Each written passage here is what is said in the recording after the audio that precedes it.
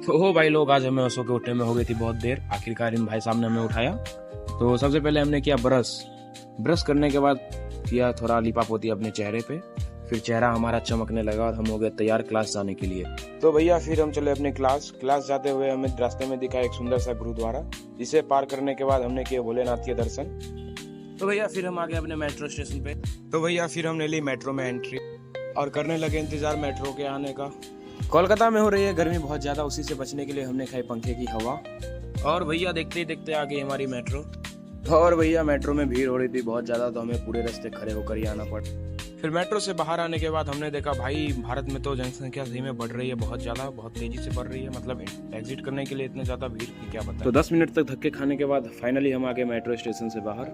फिर हम गए भाई बस में बैठने के बाद लग रही थी हमें बहुत ही ज्यादा गर्मी में झुलस कर और कोलकाता की सुंदर रास्तों से होके हम पहुंचे अपने महिंद्रा इंस्टीट्यूट। जाते ही हमने सबसे पहले किए गणपति बप्पा के दर्शन करने के बाद हम चले अपनी क्लास की ओर।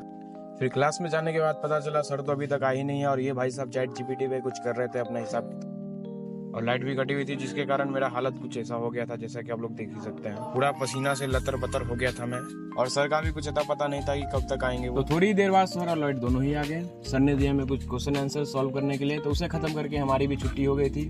और ऐसे ही और मिनी ब्लॉग के लिए डू सब्सक्राइब और लाइक करना तो ना ही भूलें। मेहनत लगता है भाई प्लीज।